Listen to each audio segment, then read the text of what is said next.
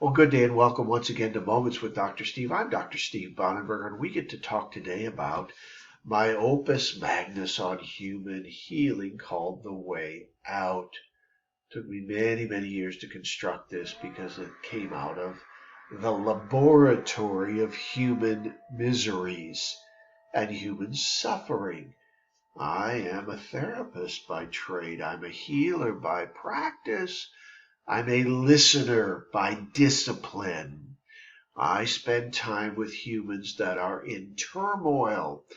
I am the one that, and there are many like me across the world, that people find when they are in distress. And we're going to talk today about what is one of the primary premises of The Way Out, which is God is a sending God. Yeah, if you're a preacher, a pastor, a lay leader, a deacon, a Bible study teacher, if you are in any way involved with human beings in distress, if you work in an addiction clinic, if you are a therapist, you need the way out. You need to know the practices and the process that we have built to help unearth and dislodge pain and to bring people into wholeness and healing. Today we're going to talk about ego purge and God sends. God sends. It is such a simple idea, such a poetic premise, such an open-ended equation.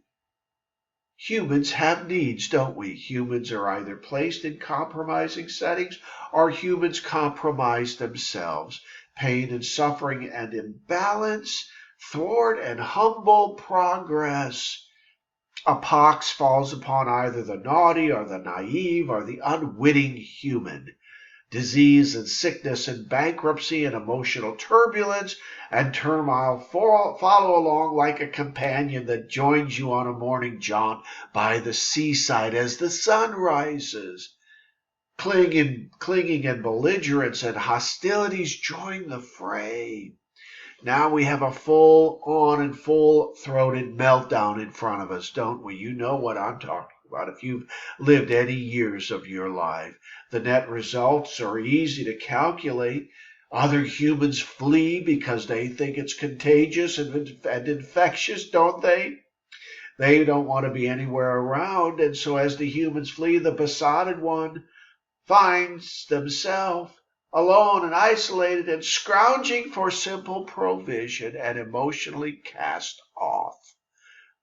And the days and weeks and months and years compile, and in my case, decades of solitude ensue. We call this the era of the ego purge. Now, in this chunk, we don't have time to go into the ego purge. I promise it's coming, and you need to understand it. But in this chunk, we are dealing with God sends. God sends.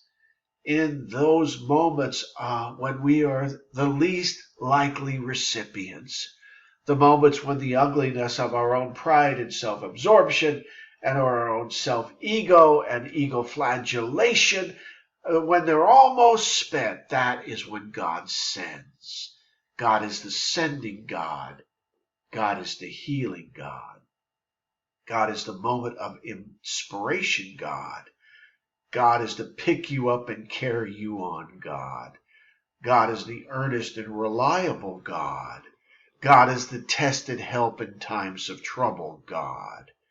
God is the placer of humans in your path, the right humans in your path God. God is the resource-bearing God. God is the coin in the fish's mouth, God. Sometimes we need that, don't we? God is the stretching of the arm of the withered hand, God. God is the breaker of evil, God. God is the one who recompenses evil with showerings of good, God. Understanding and explanation. Understanding and explanation. I understand evil at this point in my life. I know what it's like to struggle and squirm and fight for every single penny or shekel you get. I know what it's like to live on the edges and swim seemingly invisibly in the margins. I know what that is like. I know what it's like to be exiled by religious people. I know what it's like to be misunderstood and written off as a trifling. I know what that feels like.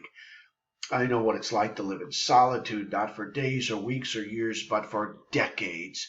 I know what it's like to mine the depths of my own sorrow. I know what that is like. And I tell you, God is the sending God. Your days of sorrow soon shall be interrupted.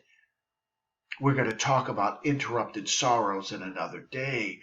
I tell you, God is the sending God. Your days of sorrow shall be interrupted. On this day, look to the heavens and the hills, whence cometh your help.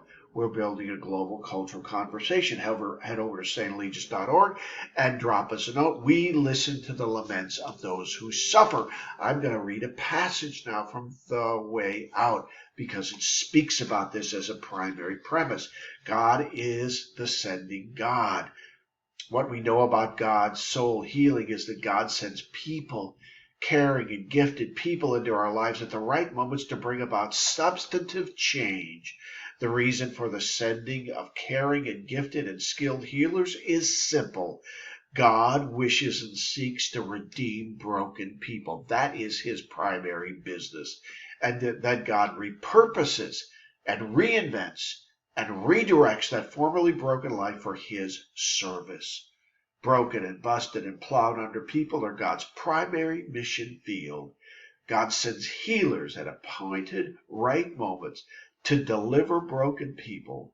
Broken lives become privy to a divine charge to do more. God's messaging and missional effort is sent into our life at a moment that seems inconsequential, but becomes the mandated mission for our days.